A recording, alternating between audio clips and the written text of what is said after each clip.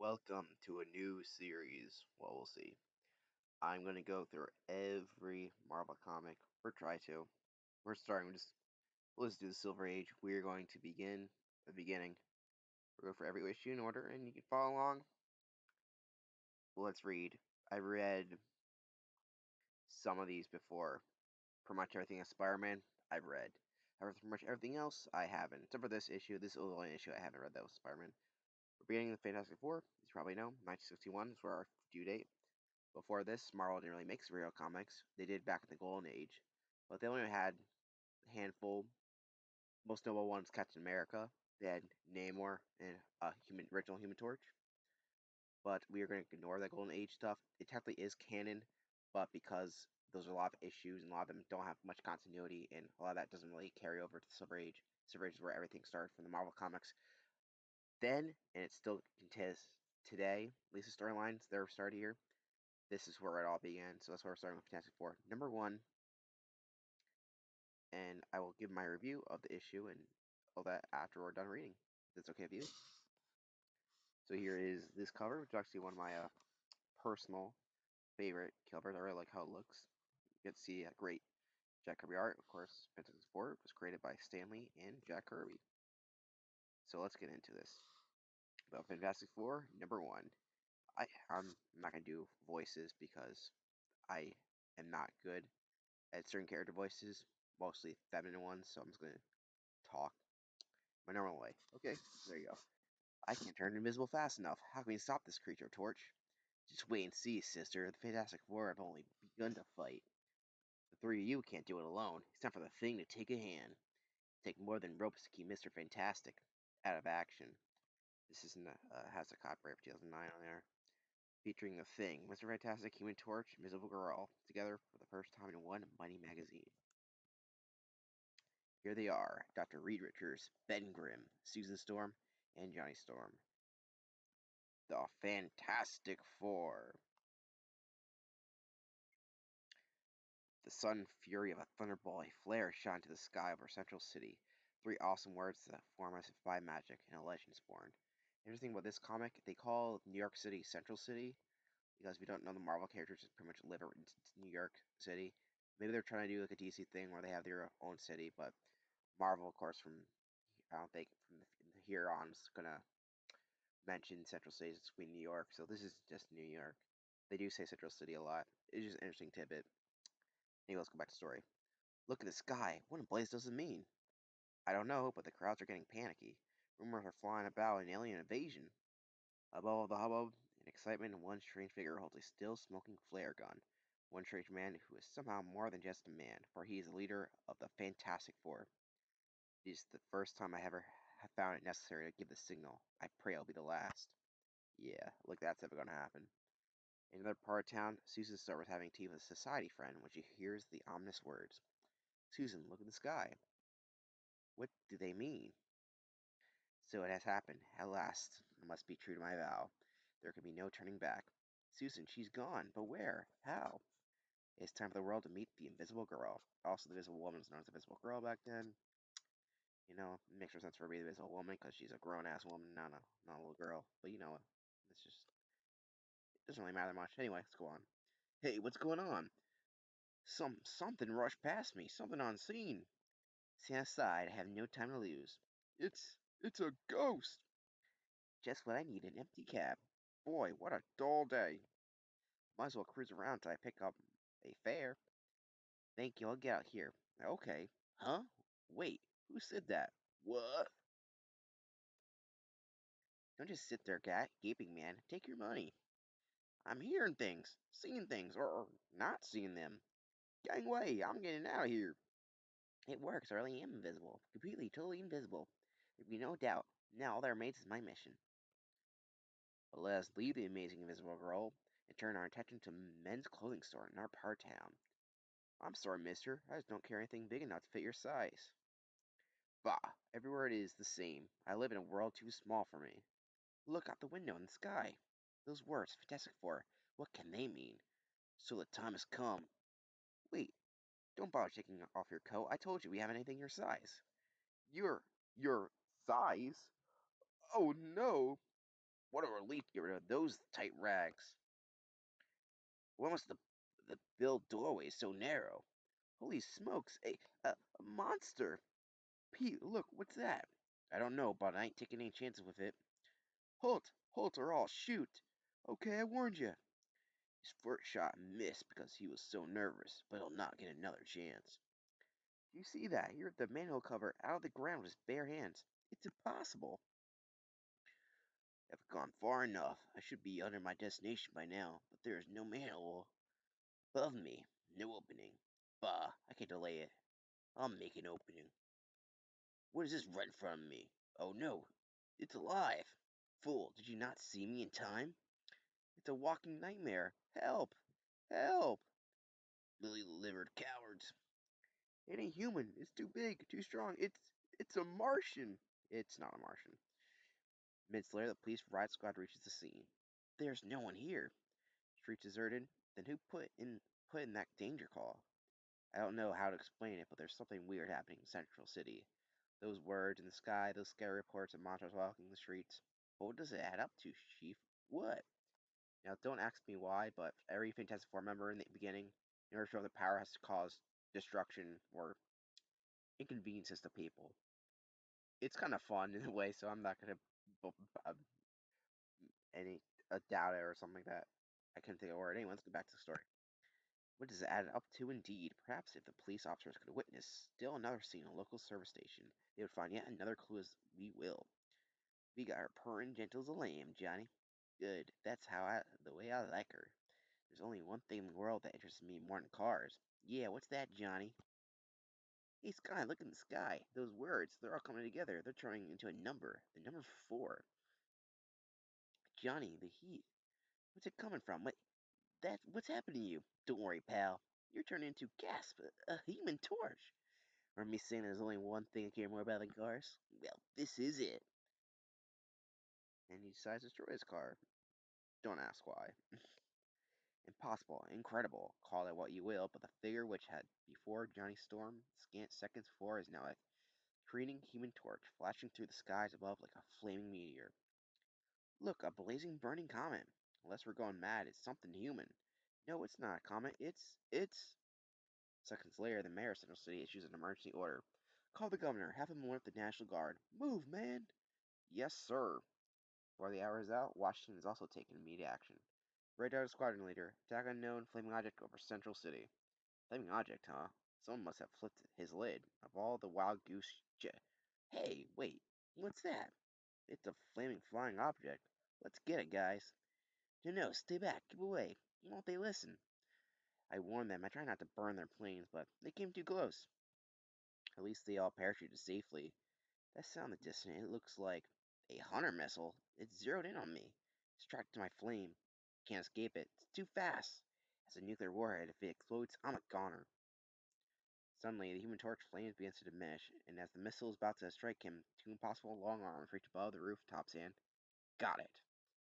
Moving with dazzling speed, one of the incredible arms hurls the mighty missile from the shore where it explodes harmlessly over the sea. As the flying boy's flame flickers out altogether, he begins to plummet towards Earth, towards a certain doom. Grab me, Johnny boy. That's it. Who is this unbelievable stranger who has saved the Human Torch? You're safe now, lad. You're safe. In fact, who are all 4 of these strange and astonishing humans? How did they become what they are? What mystic quirk of fate brought them together to form the awe-inspiring group known as the Fantastic Four? Y'all heeded my summons. Good. There's a task that awaits us. A fearful task. But there is time enough to learn of the task which faces the Fantastic Four. First, let's discover more about their origin. Let us go back to the momentous day when an angry Ben Grimm confronted Dr. Reed Richard. You want to fly to the stars in your pilot ship? Count me out. You know we haven't done enough research into the effect of cosmic rays, and they might kill us all out in space. Then we gotta take the chance, unless we want the commies to beat us to it. I never thought you would be a coward. A coward. Nobody calls me a coward. Give me this ship. I'll fly here no matter what happens. Still led by a determined Dr. Reed Richards, the little group sped toward the spaceport on the outskirts of town. Susan, Ben, and I know what you were doing, but you and Johnny, don't say it, Reed. I'm your fiance. Where you go, I go. and I'm tagging along with Sis, so it's settled.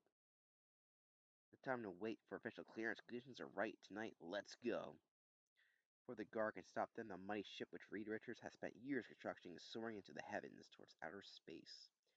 She'd behaving like a baby. Everything's perfect.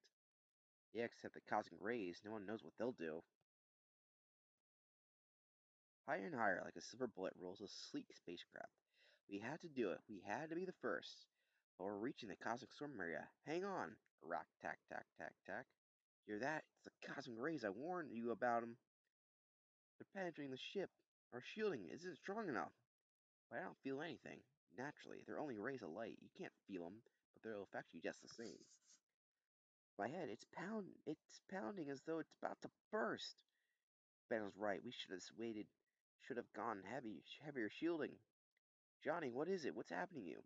I don't know, sis. My body feels like it's on fire. I feel like I'm burning up. Look, listen to me. Somebody else take the controls. I can't handle the ship anymore. My arms are too heavy. Too heavy. Can't move. Too heavy. Got to lie down. Can't move.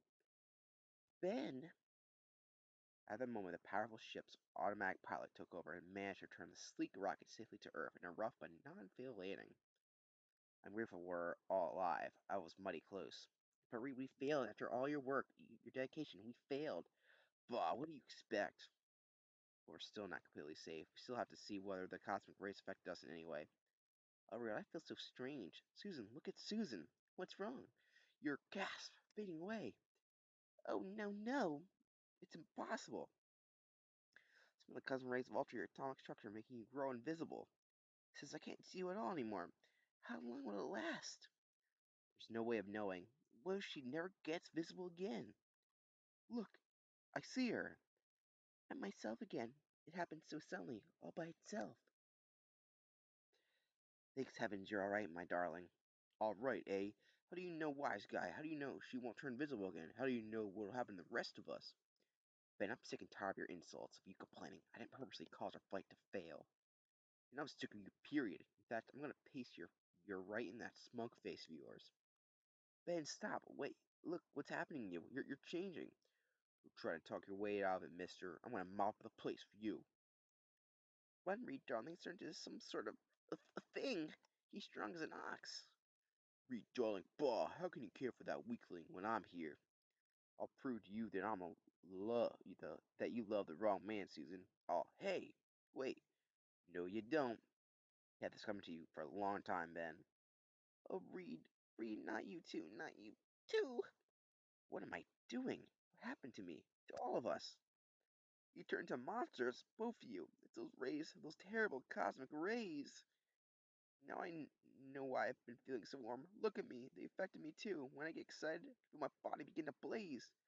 I'm laying there. I can fly. Look, I can fly. Minutes later, Johnny's storm's flames subside and he lands near the other three. Silently, they watch the small fire he had started in the underbush burn itself out. Silently, they were each occupied with their own startling thoughts. We change, all of us, for more than just humans. Listen to me, all of you. That means you too, Ben. Together we have more power than any human have ever possessed. You want to make a speech, big shot. We understand. We gotta use this power to help mankind, right? Right, Ben. Right. I'm calling myself the Human Torch, and I'm with you all the way. Same goes for me, the Invisible Girl. There's only one still missing, Ben. I ain't Ben anymore. I'm what Susan called me, the Thing.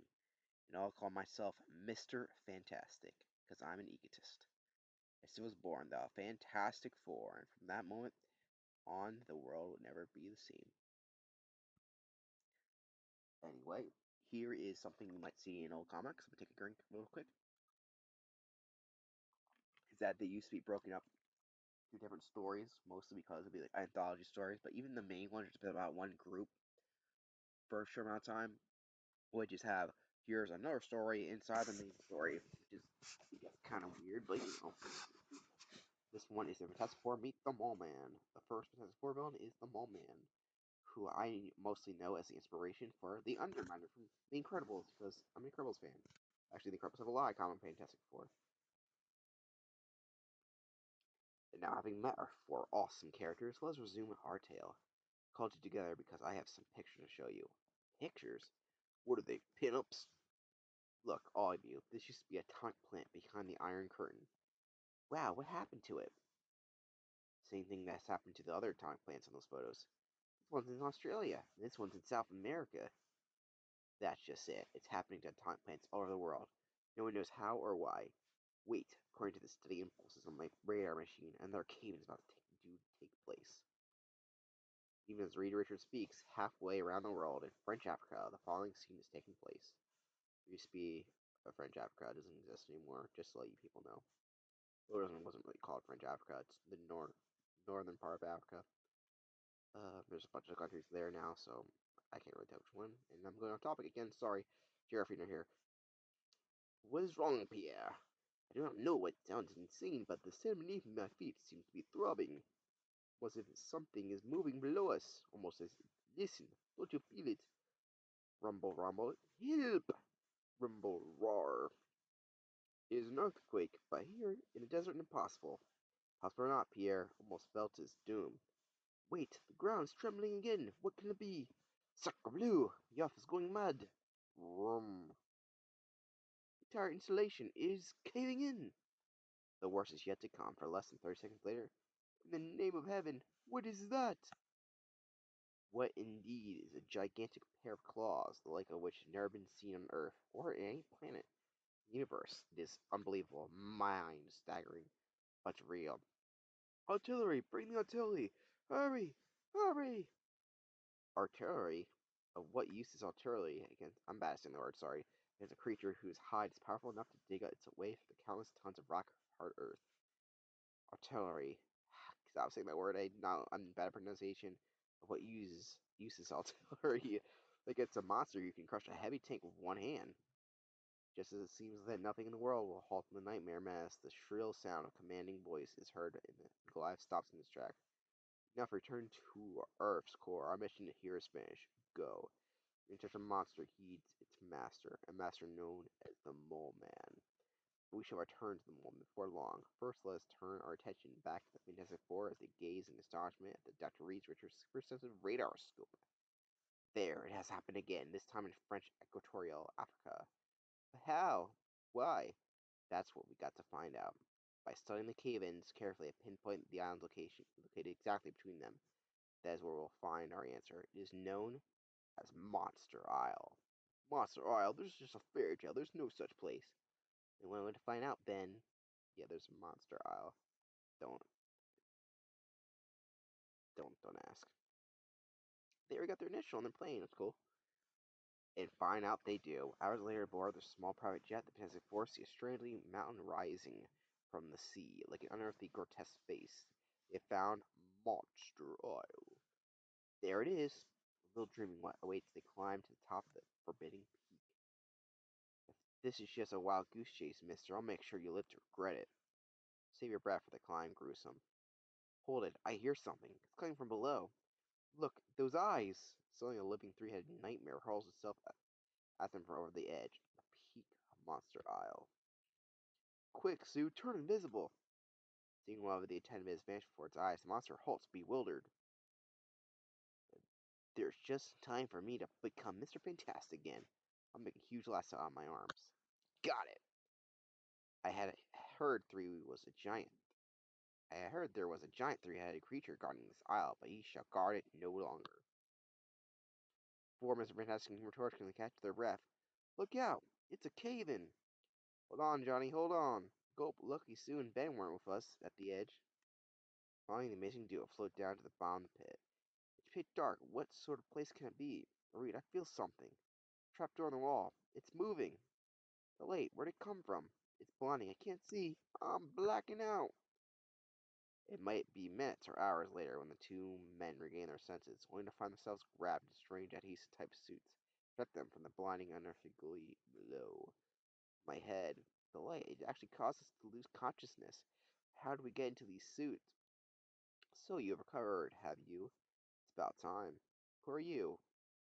I can't see. And where are we? The reason you can't see is you are blinded from the glare from the Valley of Diamonds. And as for me, I am the Mole Man. The Mole Man's secret. before we witness the breathtaking conclusion of our amazing tale, let us gather together all loose ends. Let us return to the two members of Fantasy Four who did not follow to the cavern. Reed and Johnny got to find them. Wait, that noise behind me. What? But other ears also hear the menacing sound, yet their eyes behold the frightening sight. The eyes of the thing. Duck Sue, out of the way. Let me handle him.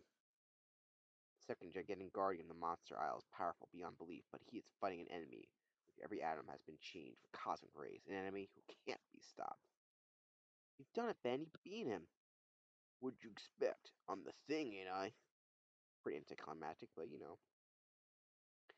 Now let's go and find that skinny loudmouth boyfriend of yours. Oh, Ben, if only you could stop hitting Reed before he'd happen to you. And what of Reed Richards, or Sue's brother, Johnny? We again descend to the depths of the monster isle, where we find them confronted by the strangest menace of all time, the Mole Man. So you have never heard of the Mole Man, eh? Well, soon the world shall hear of me. For soon the Mole Man will have the entire world in his power. How'd you get here? What is this place? It all started long ago because the people of the world, surface world, mocked me. Wait, what? Me go off of you? Don't make me laugh. I know you're qualified, but you can't work here. You scare our other employees away. Hey, is that your face, or are you just wearing a mask? Ha ha! Finally, I could stand it no longer. I decided to strike out alone to search for a new world, the legendary land in the center of the earth. A world where I could be king. My travels took me all over the globe.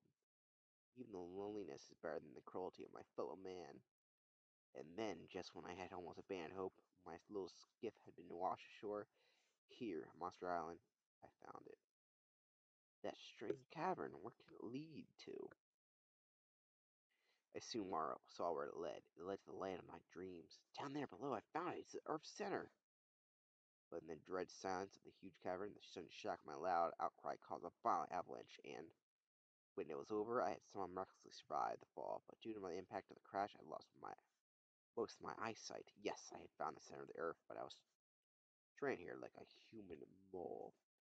That was to be the last of my misfortunes. My luck began to turn in my favor. I mastered the creatures down here and made them do my bidding.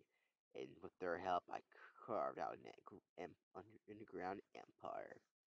You know, a madness creeps into the mole's voice as he speaks of his power, and then he makes his first fatal mistake. I conquered everything about me. I even learned to sense things in the dark, like a mole. Here, I'll show you. Try to swing that pole. Try it, I say. Ha! Since that blow coming, nothing can take me by surprise. I develop other senses too, like those about the bats. I possess natural radar sense. First time we hear radar sense, which we'll hear a lot more of Daredevil. A warning system which enables me to evade whatever danger strikes at me. Compared to the mole man, you are slow, clumsy. Ha ha! See how easy I defeat you or any others who try to defy me? Yet before I slay you all, behold my master plan. See the map of my underground empire? Each town leads to a major city. As soon as I have wrecked every atomic plant, every source of earthly power, my mighty mole creatures will attack and destroy everything that lives above the surface. And now, at my signal, those creatures of darkness, my denizens of earth centers, shall dispose of all the witless intruders. We'll see about that, mole. Thing! Too late, fool. The die is cast. There is no turning back. Thing, look up behind you! Ring the mole signal, the largest and most deadly of his underground creatures, ponderously raises itself into the room, its brainless rage directed at the four astonished humans. And then the Fantastic Four fly to blazing action. Look out, Reed, I'm gonna burn my way out of this monkey suit. Good boy, Torch. Stand aside, gang, it's gonna get mighty warm around here. Back and forth, buzzing around the monster's head like a hornet, flies the Human Torch as the gigantic creature finally tries to grasp his fiery foe. Reed the moment, he's escaping. Not if I can help it, Sue. And help it I can. Like a well-oiled fighting machine, the Fantastic Four, with a deadly moment in their grasp, race for the surface. But then the evil antagonist seizes the signal cord again, and you haven't won yet. Even you can't defeat all of my Under-Earth horde. Hurry, Reed, hurry! Can't you even hold on to one little guy? Even then, they come like figments of a mad nightmare, roaring, running, snarling. The moment's entire army of underground gargoyles. But they hadn't counted on the unbelievable power of the Human Torch. Flying between his fantastic allies and the pursuing horde, he blazes a fiery swath which melts the soft earth. These will cause a rock slide, sealing us off from those creatures. We did it, we're free, and the entrance to the Mole Man's empire is sealed forever. Moments later, where is the Mole Man? I left him behind. He'll never cause trouble. Anyone again. And the words of Mr. Fantastic are indeed parop, prophetic. What the hell can prophetic? Prophetic. I don't know why I struggle so much on that word. I'm so sorry. As seconds later, he destroyed the entire island. He sealed himself below forever. It's best that way. There is no place for him in our world. Perhaps he'll find peace down there. I hope so. I just hope we have seen the last of him. But whether we see the last of the Mole Man or not, we will see much more of the most amazing quartet in history. Next great issue of the Fantastic Four. Don't miss it. Oh, it looks like we're at the next issue. Anyway, that was the Fantastic Four. This is the part where you can end the video. Go to the next video, if whenever it's uploaded, or you can hear me talk about the issue. But yeah, it's a pretty good issue. The debut of the Marvel Universe. The Monster Isle stuff kind of goes by a little fast. It's whatever. The Monster Isle, I think, are retconned to be deviants, which is a eternal thing. If you don't know what that is, and I don't have time to explain it now. Yeah. If you notice, they don't wear costumes at all. Not that you really know, it's based on the way it's drawn in the comic. A lot more simplistic backgrounds. We'll see a lot more complicated going on. The most notable thing about art style, so the Thing is a little off the model sometimes. He doesn't look exactly like he does in later issues, or how he's usually drawn. But yeah, it's a good issue, and I don't have much to ramble off about, I guess. We'll see you next time in Fantastic Four number 2, I believe.